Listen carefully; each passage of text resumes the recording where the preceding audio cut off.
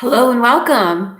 All right, so this weekend we have a full moon coming in Leo, right? So we're in the middle of our moon cycle. I'm just going to go through this really quick so you get an idea of how this helps us to navigate our life, right? Day to day, month to month, whatever it is. Yeah, and just one small change can make a huge shift, a huge difference.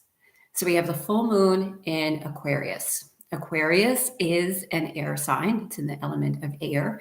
It is opposite of the sun. So it's good to know that the sun is in Aquarius, right? Sun is in Aquarius. The moon is in Leo, right? So we're taking different pieces of that, all right? The sun is how we show up in the world, right? It's the face that we show the world. And the moon is our subconscious. It's what's right underneath, right? And when they're in opposition of each other, a lot of good stuff can come out, right? A lot of insight, and it's very rich. So I'll dive into it. So Aquarius is the air sign, Leo is the fire sign. They're both yang signs. Aquarius is very cerebral, all about thinking outside the box, right? I think it's very non-mainstream. It's like, let's do it this way. Um, yeah, so we have all of these archetypes, right? These are like human nature archetypes. So we tap into that. Like, how can I see things differently? One of the things that I recommend is going upside down, doing an inversion pose, whether it's Viparita Karani or legs up the wall, right? That's the easiest one. Or just hanging upside down like a forward fold, like a standing forward fold, right? Can release a lot. Anytime that the head is below the heart, that's an inversion. Right. And then there's fancier ones that you can play with if that's your practice. You always want to be safe. I'm just going to put that in there.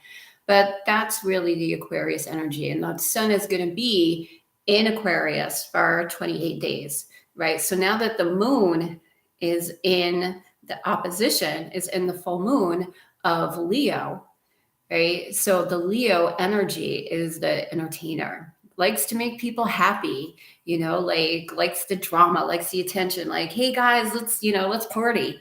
Right. So and it's very fiery. It's not a wallflower, it's opposite of a wallflower. Right. So that's that Leo energy. And yes, you have it too. Even I have it in me somewhere. But yeah, so letting that out. So it's interesting when the full moon is in Leo, where it's like, look at me, right? But it's underneath our conscious. It's like kind of we hide it, right? I've been talking about the heart chakra this week, and we have two archetypes, right? And there's the functional and the dysfunctional in each chakra. And in the Anahata chakra, right, the heart chakra is the functional is the lovers, right? Like we come together as fully who we are, right, in a partnership and union. And when it's dysfunctional, when it's out of balance, then it is the performer, right? We're not being authentic. We're only showing the best side of ourselves, right? And we tend to do this, especially when we're new in relationships. So just having that understanding of that.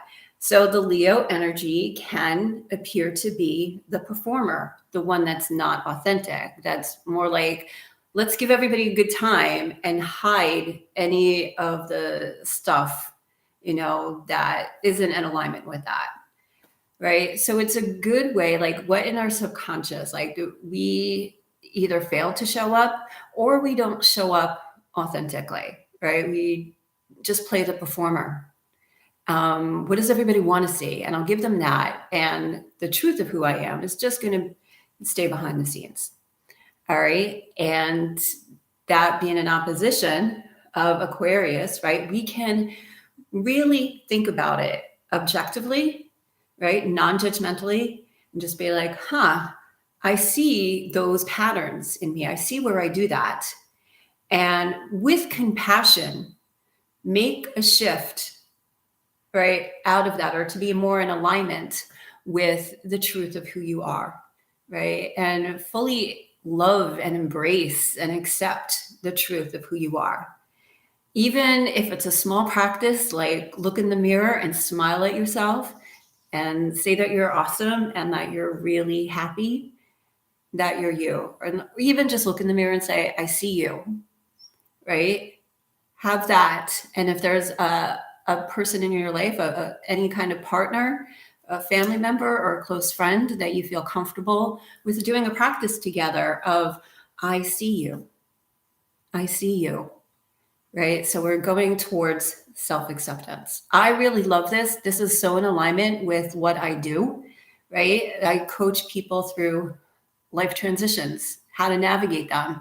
And I use astrology just as a tool. Like, let's try it this way. Let's look at it this way. They're kind of like prompts, right? And it's like the energy of this supports your inquiry of that.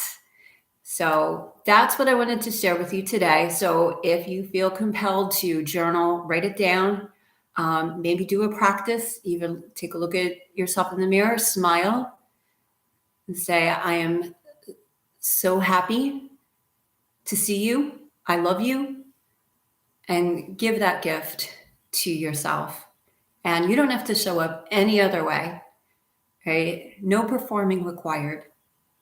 You are enough.